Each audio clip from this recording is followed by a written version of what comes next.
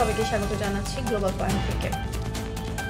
আজ কথা বলবো অ্যাপেক সম্মেলনে সেই আলোচনাকে ঘিরে, যেখানে ডোনাল্ড ট্রাম্প ভারতের প্রধানমন্ত্রী নরেন্দ্র মোদীকে একদিকে প্রশংসা করেছেন, আবার অন্যদিকে ছুড়ে দিয়েছেন ব্যঙ্গাত্মক মন্তব্য। এই ঘটনাকে ঘিরে ইতিমধ্যে ভারতের রাজনীতিতে তৈরি হয়েছে মিশ্র প্রতিক্রিয়া। চলুন জেনে নেওয়া যাক বিস্তারিত। সান ফ্রান্সিসকোতে অনুষ্ঠিত চলতি বছরের অ্যাপেক সম্মেলনে যুক্তরাষ্ট্রের সাবেক প্রেসিডেন্ট ডোনাল্ড ট্রাম্প বক্তব্য রাখতে গিয়ে ভারতের প্রধানমন্ত্রী নরেন্দ্র মোদীর প্রশংসা করেন। তিনি বলেন, মোদী একজন বুদ্ধিমান নেতা, যিনি জানেন কিভাবে দেশকে পরিচালনা করতে হয়। তবে একই সঙ্গে রসিকতার ছলে বলেন, তিনি নিজেকে প্রচার করতে দারুণ পারদর্শী, হয়তো আমার চেয়েও বেশি। এই মন্তব্যে সম্মেলনের হল জুড়ে হাসির রোল পড়ে, কিন্তু পরেই বিষয়টি ছড়িয়ে পড়ে সামাজিক মাধ্যমে। ট্রাম্প আরও দাবি করেন, 2020 সালের দিকে পাকিস্তানের সঙ্গে সীমান্ত সংক্রান্ত জটিলতার কমাতে তিনি মোদীকে শুল্কের বিষয়ে সতর্ক করেছিলেন। তার বক্তব্য অনুযায়ী ওই সময় তিনি বলেছিলেন, যদি সংঘাত বন্ধ না হয় তবে বাণিজ্যে কিছুটা সীমাবদ্ধতা আসতে পারে।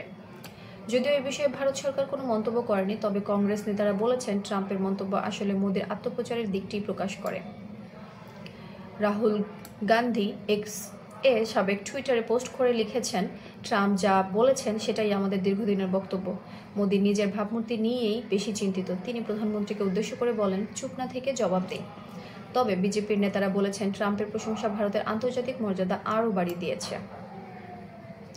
আন্তর্জাতিক সংবাদ মাধ্যম বিবিসি, এনডিটিভি, দ্য হিন্দু এবং রিটার্স জানিয়েছে, ট্রাম্পের বক্তব্য ছিল এক ধরনের রাজনৈতিক ভারসাম্য, যেখানে প্রশংসা ও ব্যঙ্গ দুটোই ছিল।